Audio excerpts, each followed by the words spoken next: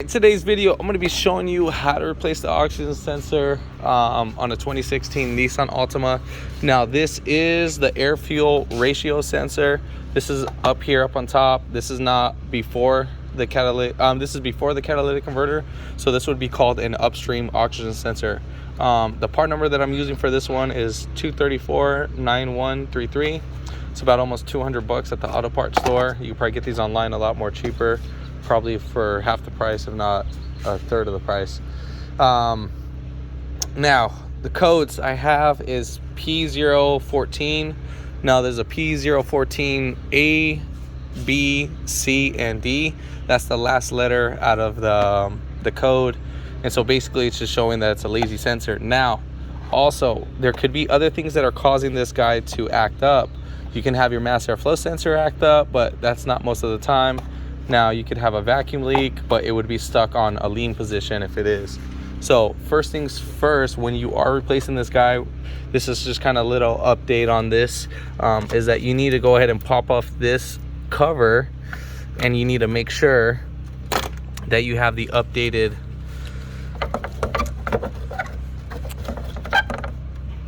let's see, we get this guy popped up without breaking anything. Yeah, so we just lift this guy right up.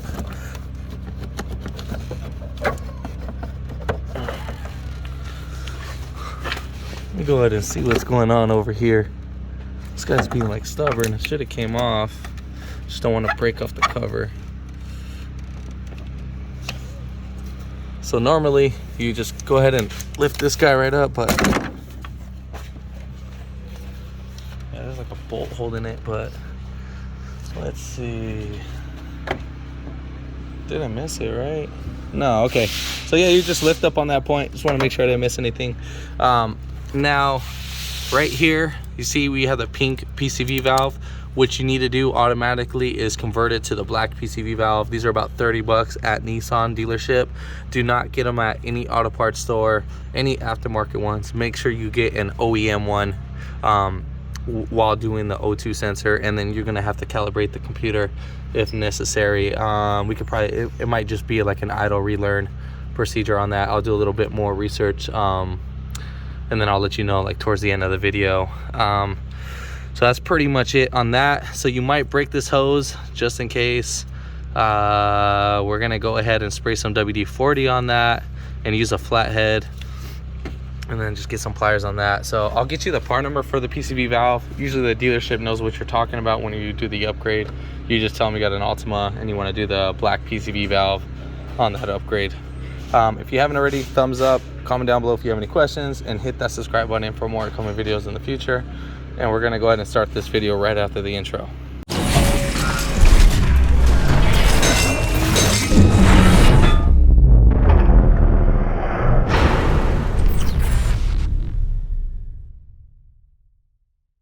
All right, so here's the part number for that. So again, I know this is an oxygen sensor, but we're gonna go ahead and do this guy too as well. So part number is right there. So go ahead and pause it.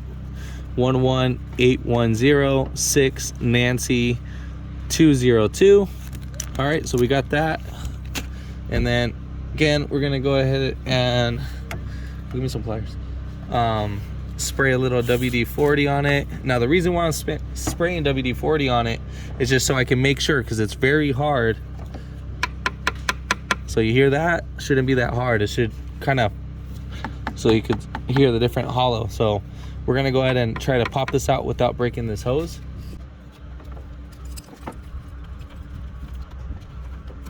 Okay, and then I'm just gonna wiggle that around just to break it free. And then I'm gonna kind of use the ignition coil a little bit as just like kind of like a ledge. And then I'm just gonna wiggle this guy right out. And then I'm gonna work my way around, and I'm kind of turning the flathead just to kind of loosen or tighten. And then at the same time, I'm pulling this guy right up, and that makes it easy without this guy cracking. And that just saves us some time. All right, so now we're gonna get either, I think it's like a 21 or 22 millimeter socket, but we're just gonna use the pliers to loosen it up because it shouldn't be on there that tight. Make sure you're actually grabbing the PCV valve and not the actual valve cover.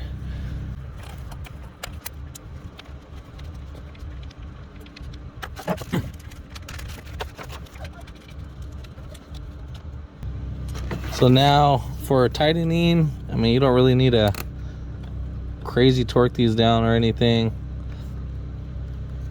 So we'll just kind of tighten down just a little bit. And then this guy, since it still has WD-40 on it, I'm not gonna worry about that. But if you wanted to lube it up with some oil or WD-40, you can.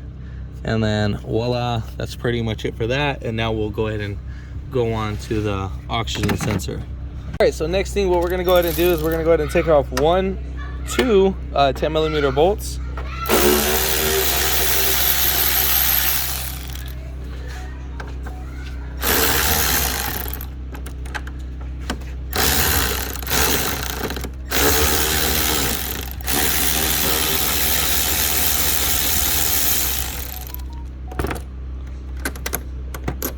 This one's kind of a little tricky, so what I did was kind of push on the plastic a little bit so I can fit my socket right over there.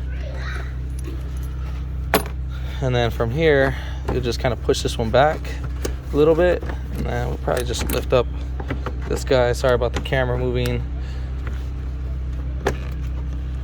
And let's see. So just kind of lift up over here, just watch out for the radiator cap, and then you can slide it over to the passenger side, and from there we'll have better access. All right, so right here is our oxygen sensor, air fuel ratio sensor, whatever you want to call it. So you would press down on this clip, pull out, and then we're going to go ahead and get a oxygen sensor socket, or you can go ahead, if you just have the oxygen sensor wrench, what you can do is take off 1, 2, 3 10mm bolts, and then you should, or 4 10mm bolts, and you should have access to the oxygen sensor a lot more easier. All right, so here's one of the tools. You can actually rent these at AutoZone. They do come in an assortment set.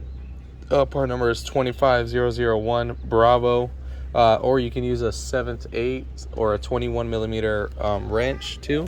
So what's special about this guy is that it has a little sleeve so we can put the wire in, and then right here we'll go ahead and get that on, and then you're going to get a 3/8 ratchet so that this guy can fit in there. And then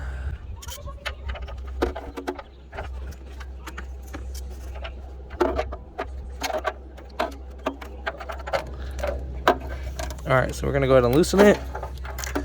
All right, so we got that loosened up. Once we got it loosened up, we can just do the rest by hand. Now if it is pretty tight, oh, and caution, do this while the engine is cold. If you did do this while it's hot, obviously it's gonna be burning, so be careful when doing this. Here's the oxygen sensor. Check out the wiring and all that, and so make sure the new one compares to that. All right, so here's our new sensor. Go ahead and compare it to the other one. Make sure the connectors are the same. Now make sure that you are the first person opening this bag. If this bag was already open prior to this, go ahead and return it, and make sure you double check it at the store, because that's what really just happened earlier. We went ahead and had them come pick up the other one. So what I want to do is I want to fish out for the hole, and then we'll go ahead and insert this guy. Now these guys do come with NICs kind of right here, so just we have an idea. Just gonna kind of use the camera as a reference point, and we'll just go ahead and go right there, and then we'll go ahead and just twist away. Now make sure that the cable is spinning with you as you're spinning the oxygen sensor, because you don't want to destroy the wire.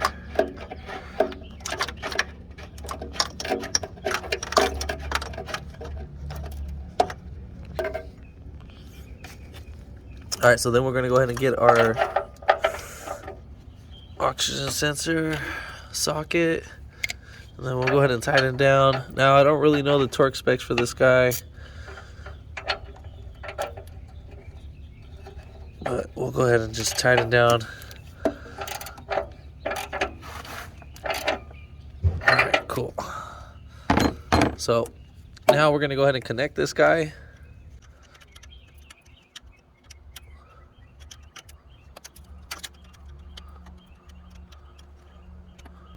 What the what?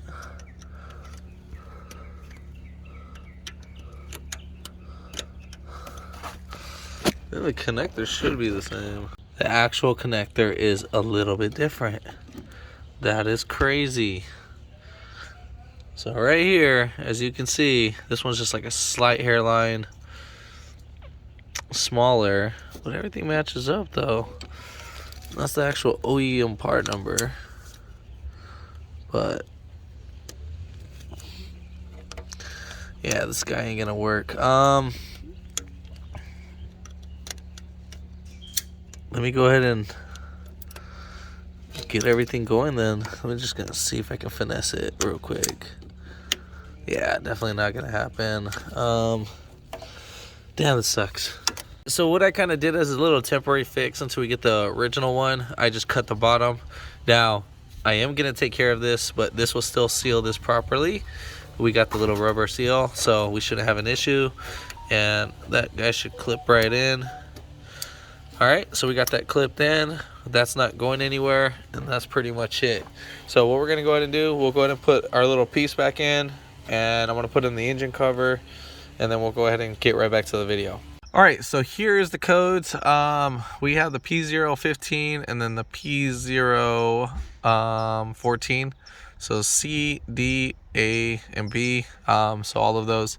So let me go ahead and zoom in on that. So let me put my hand in the way. So those are the codes that I do have.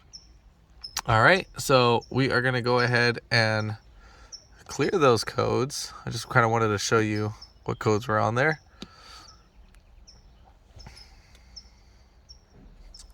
All right, so then we are gonna go ahead and double check to make sure there's no hard codes. And obviously there's no codes present. So what I mean by a hard code is when you clear the check engine light and then you go back to check the codes and the code is still there, that is a hard code. So that's an electrical issue. So you might not have the connector on, or you might have a new code or something like that. So that's what that code would be.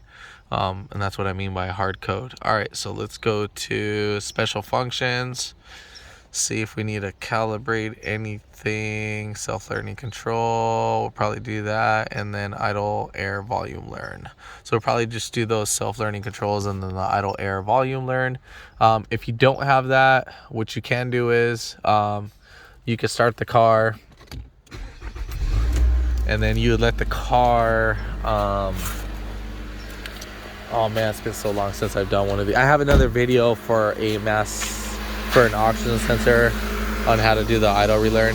So with the key on the on position but with the engine not running, you would go ahead and disconnect the mass airflow sensor, and then you would go back inside, start it, and then until the check engine light comes right on, and then you would turn off the car, go ahead and reconnect that guy in, the mass airflow sensor, and go ahead and clear the code, and then go ahead and start the car, and then the car itself should idle relearn. I think I'm missing a step. There's another video I have on my channel for a Nissan Murano that you could watch, and that's for an oxygen sensor. I think the code was like p014c, something like that. But pretty much that's it. I have the scanner to do the idle relearn and the calibration, so we're not going to really worry about that. But that's pretty much it for the video. If this video helped you out, thumbs up, comment down below if you have any questions, and hit that subscribe button for more upcoming videos in the future. And thanks for watching.